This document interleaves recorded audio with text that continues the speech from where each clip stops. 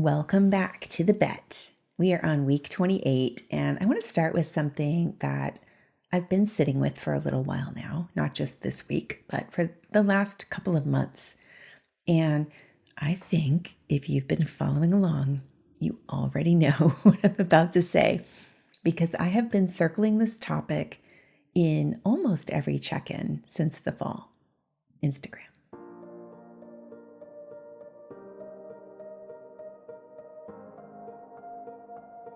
Every journey starts with a choice, and mine is a bet. For 1 year, I'm gambling on energy over strategy. No more forcing and no pushing. Just the courage to show up and see what happens when reality becomes my playground. This isn't a podcast. It's a real-time experiment in the lab of my life. Welcome to the bet.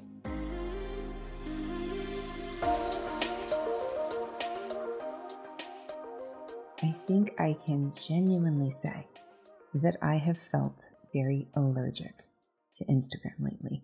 And I want to be real about what that looked like in practice, because I think that the numbers I talked about in the last check-in, they tell part of the story, but not all of it. My posting volume did drop. My engagement has dropped. And every time I opened the app, I felt this low-grade resistance that I didn't know the source of. I couldn't really name it, and I haven't been able to shake it. It's like this low-grade dread every time I open the app. Now, the old version of me, even from, let's say, a year ago, had a very reliable playbook for this feeling. Would have one of three options. Option one would be to force my way through it, to make myself post anyway, which would build resentment about the whole system and send me into a spiral about why it's broken platform and everyone is leaving anyway. Option two would be to just burn it down and quit, make the decision that this is incompatible with who I am, make a dramatic exit, feel liberated about it for about, 2 weeks until I start second guessing myself. Or option three, this is the one I'm probably the most guilty of, is finding some kind of new angle, coming up with a fresh strategy, a new theme, a new format, a different approach, a different template. Let's try reels. Let's try doing this. Something to reignite the feeling of excitement long enough to get me moving again until it doesn't work anymore. And the cycle just starts all over again. This time, really, in the last couple of months, I did none of those things. I just left it alone. You've heard me say, I don't know what I'm going to do with it yet. And that's been intentional. I've left it alone for months, a couple months now. I want to be clear that this is not some enlightened decision I made from a calm, grounded place. It was more like I could see my own playbook, things I've done in the past, and I knew that none of those options were actually going to solve anything. And I didn't have a fourth option yet. Couldn't think of a fourth option. So I waited. I waited with the full expectation that something would eventually arrive on my doorstep, like something would shift and I would have some kind of idea or some kind of direction, because I've been doing enough of this work to know that the answer always shows up for me when I stop grasping and searching and thinking it's a problem that needs to be solved and just like giving it all my focus. When I relax into it, I'm always provided with guidance.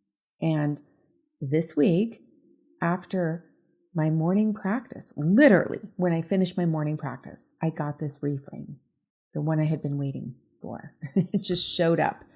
I was thinking about intention, which has been such a theme for me lately.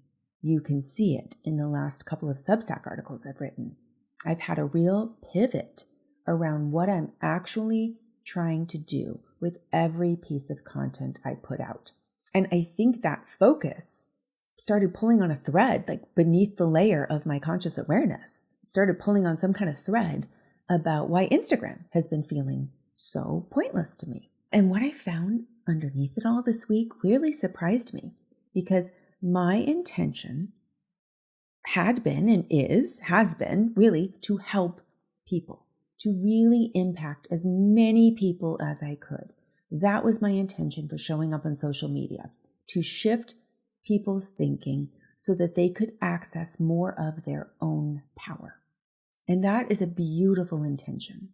It is a real, genuine, authentic intention. And it is one I stand behind completely. That was my purpose for showing up. The problem is what that intention does when you pair it with looking at your metrics on a dashboard.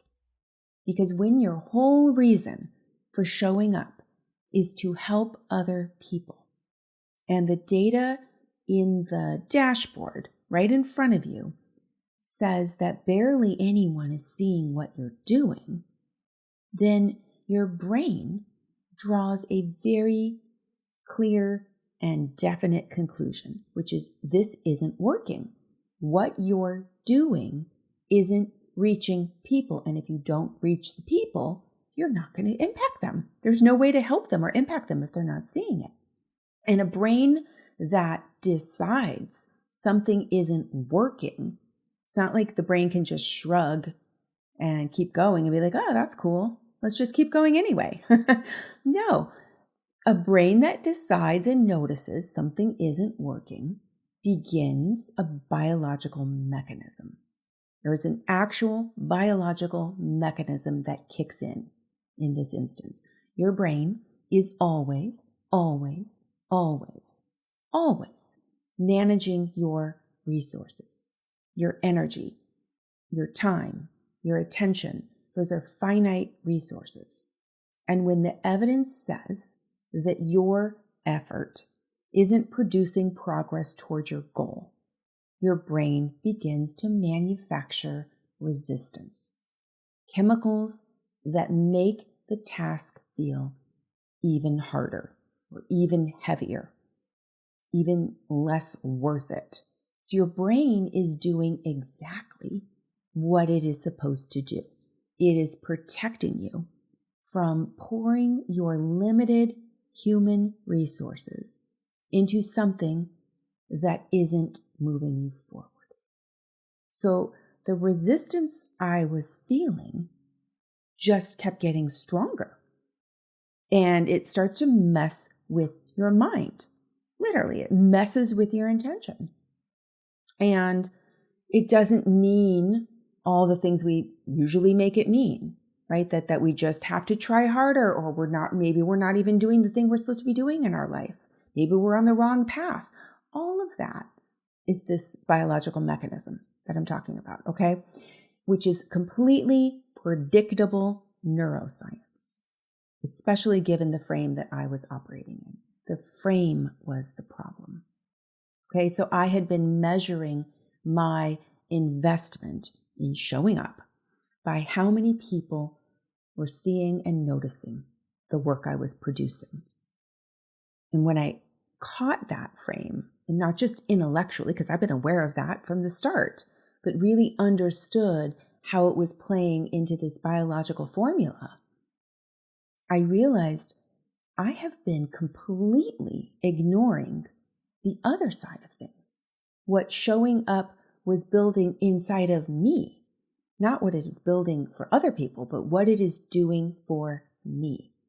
Every time I sit down and think through what it is I want to say, I get clearer on my message.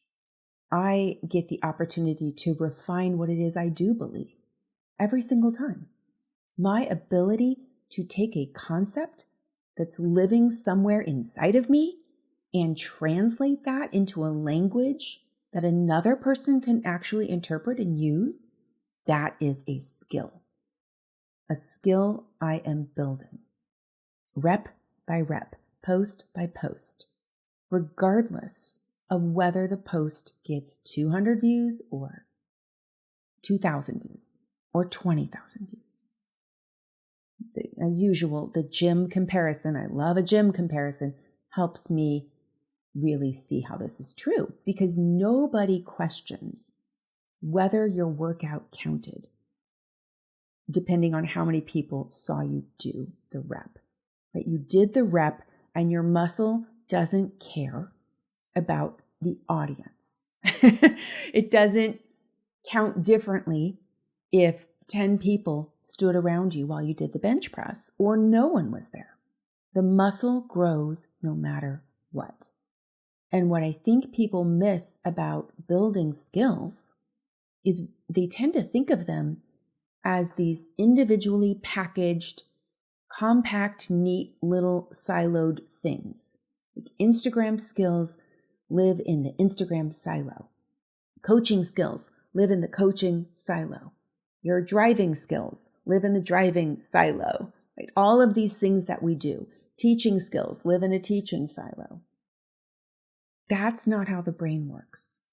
The brain recruits skills across all contexts. The clarity that I am building by writing a post is the same clarity that I now get to bring into a coaching session.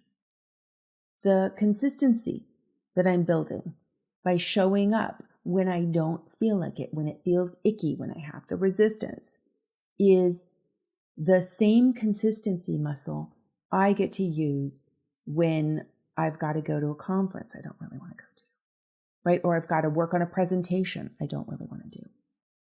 The courage it takes for me to put something out there and let it be without knowing if it landed for anyone, because I got no comments on it, right? All of that transfers. It makes me more sure of who I am, more brave, maybe more willing to speak up in an uncomfortable meeting at some point later in my life.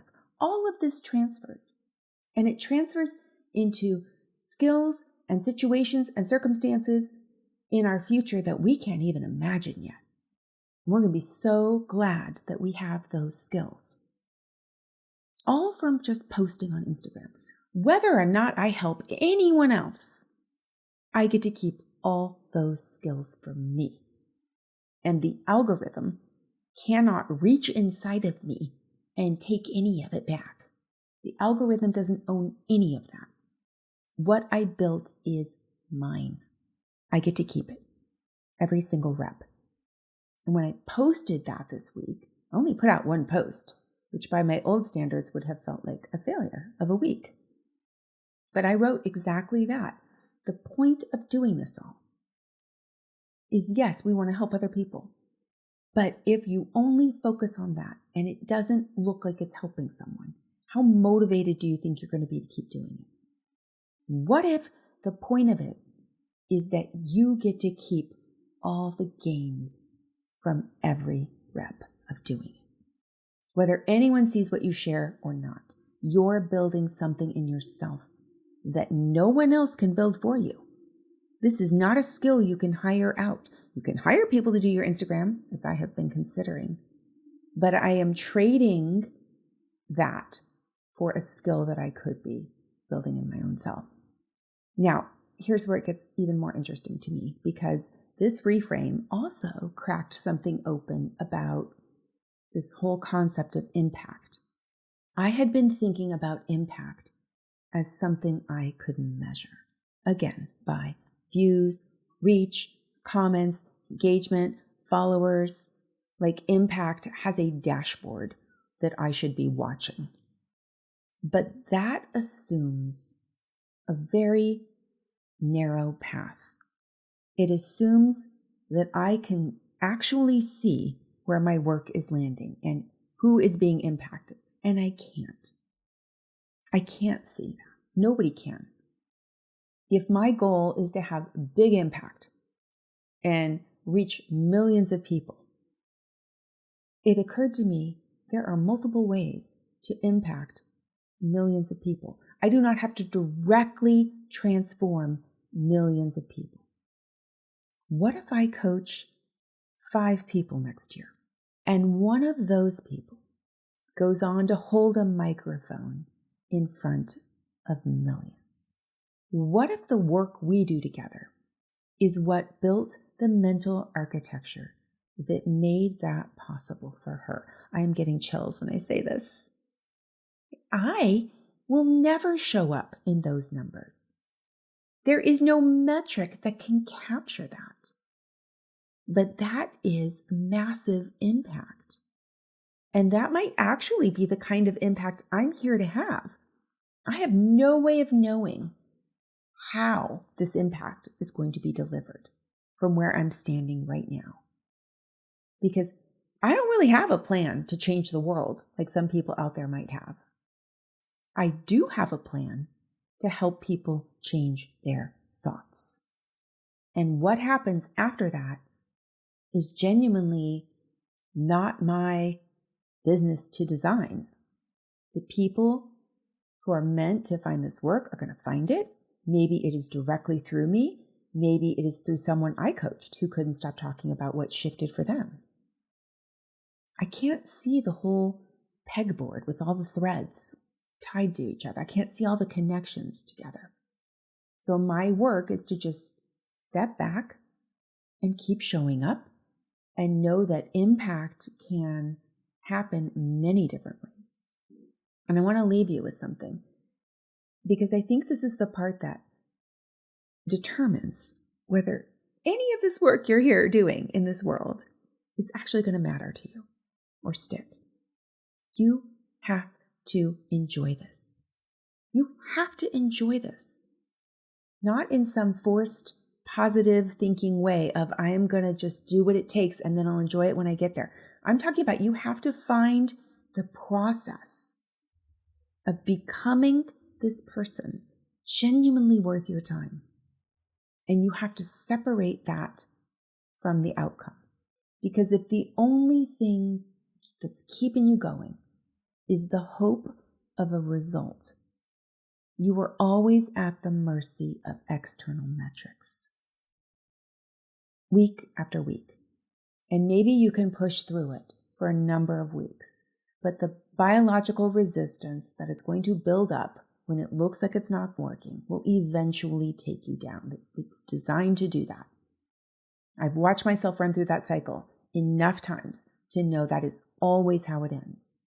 But when you find what's genuinely worth it in the doing of it, in the process, the clarity you build, the courage that you start to accumulate, the pride you have in the version of yourself that emerges from showing up when nobody's seeing what you're doing, that is a reason that will never expire. There's no algorithm that can tank that. There's no numbers that can take that away from you, because your consistency, your craft, your capacity to keep going, because you just love who you're becoming, you get to own all of that. And it gets more and more and more interesting the longer you stay in it. The game becomes, how quickly can I shift my frame to something that continues to move me forward? And that is the distinction that matters. Now, go bet on yourself.